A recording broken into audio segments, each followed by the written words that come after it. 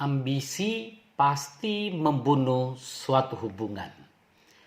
Saya mau Anda membedakan arti kata persekutuan dengan hubungan, fellowship dengan relationship. Kamus Besar Bahasa Indonesia katakan persekutuan adalah bersekutunya orang-orang yang sama kepentingannya untuk satu tujuan yang sama. Sementara relasi sama artinya dengan pertalian, yaitu sesuatu yang tidak mudah diputuskan. Persekutuan atau fellowship itu dapat bubar jika kepentingan yang ada berbeda, apalagi kalau tujuannya menjadi tidak sama. Bahkan seringkali persekutuan yang tidak benar pada akhirnya justru akan menyebabkan terjadinya suatu konspirasi. Dalam kamus Cambridge dikatakan the activity of secretly planning with other people to do something bad or illegal. Satu aktivitas rahasia yang diatur dengan sedemikian rupa dengan orang-orang lain untuk melakukan sesuatu yang jahat atau ilegal. Perhatikan, kenapa seseorang selingkuh? Karena ada satu aktivitas rahasia yang punya tujuan melakukan sesuatu yang jahat dan ilegal. Tidak benar, tidak sah secara hukum.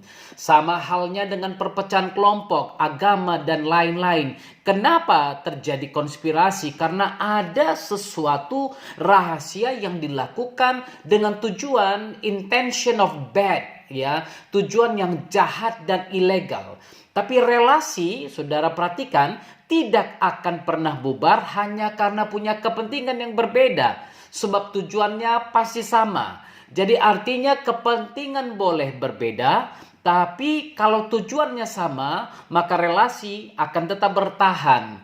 Hubungan keluarga tidak bisa didasarkan atas persekutuan. Karena dalam persekutuan semakin sering kelompok seseorang bertemu, maka semakin kuatlah hubungan mereka. Sebaliknya semakin jarang mereka bertemu, maka semakin lemah hubungan itu. Tapi berbeda halnya dengan relasi.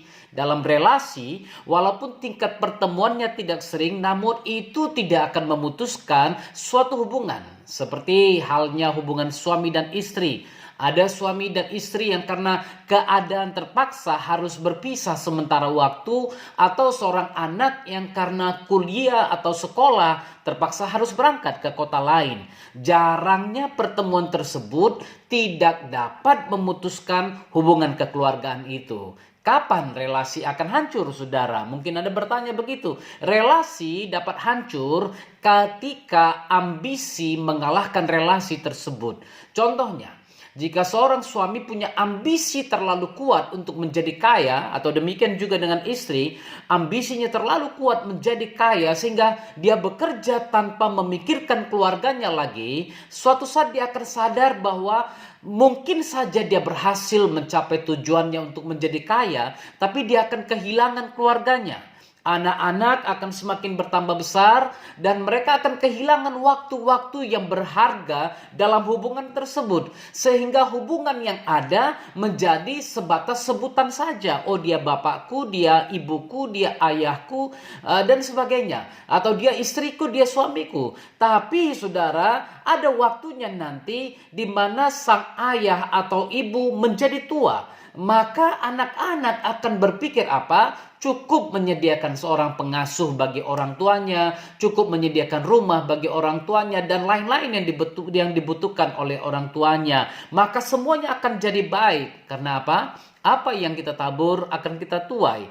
Apa yang diperbuat sang ayah atau ibu pada waktu anak masih kecil akan terulang kembali di masa dewasa sang anak tersebut. Ambisinya pada akhirnya akan menghancurkan relasi yang ada. Renungkanlah pada hari ini apa yang Anda kejar. Jangan sampai menyesal satu hari nanti.